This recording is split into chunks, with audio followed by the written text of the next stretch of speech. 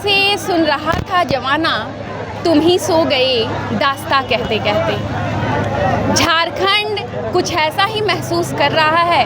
आज गुरुजी की प्रथम पुण्यतिथि पर उन्हें नमन किया जा रहा है, उनकी यादों को समेटा जा रहा है। हालांकि विरासत ऐसी है जिसके लिए कई बुक्स जो हैं वो कम पड़ जाएंगी। फिलहाल धनबाद में हूँ, हमारे साथ पूर्व मेयर चंद्रशेखर अग्रवाल जी हैं। जानते हैं कैसे याद करेंगे गुरुजी को। जोहार सर।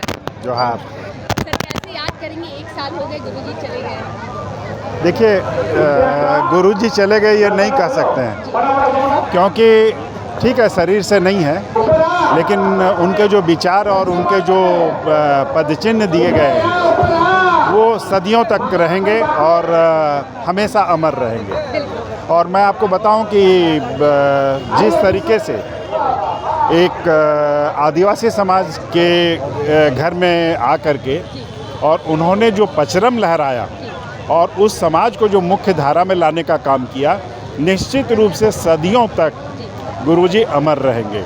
केवल झारखंड नहीं, पूरे देश में इस समाज के सबसे बड़े नेता किसी भी दल में, अगर आप इस समाज के सबसे बड़े नेता के बारे में गहन चर्चा करेंगे तो किसी भी दल में ये ऐसी शख्सियत आपको नहीं मिलेगी। गुरुजी के किरदार की कौन सी बात है जो आपको बहुत पसंद है, दिल के करीब महसूस होता है?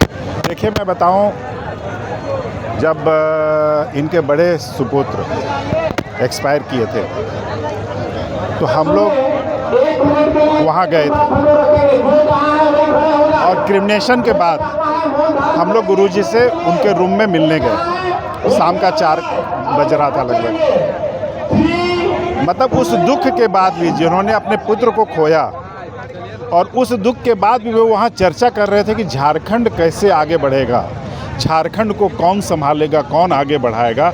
वहाँ पे जो बैठे लोग थे उनके साथ वो चर्चा कर रहे थे। तो वो देख करके अब हमेशा, मतलब काफ़ी पुरानी बात हो गई, लेकिन दिल को छूने वाली बात थी कि दर्द झारखंड का था, उसके सामने कोई भी दर्द इनके पास छोटा था, जो कि आत्मीय दर्द भी क्यों न हो। तो वो एक टर्निंग पॉइंट था इनके प्रति, जो मेरा व्यक्तिगत जो एक भाव इनके प्रति उमड़ा था, तो और उस चीज़ को मैं शायद जीवन पर्यंत ना भूल पाऊँ।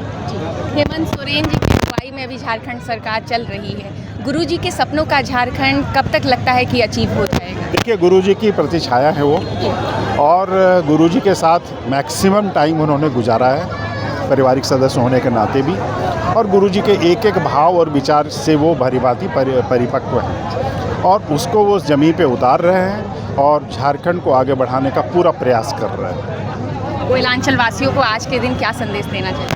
देखिए, कोयलांचल से ही झारखंड मुक्ति मोर्चा की उत्पत्ति हुई थी और जो विचारधारा यहाँ से उठी वो पूरे देश में जा कर के फैली। इसलिए कोयलांचल वाले भी अपने को काफ़ी खुशनसीब समझते हैं कि इस धरती से केवल कोयला नहीं, अच्छी अच्छी विचारधाराएं भी निकल करके शोषित और पीड़ित के उद्धार के लिए आगे बढ़ी हैं।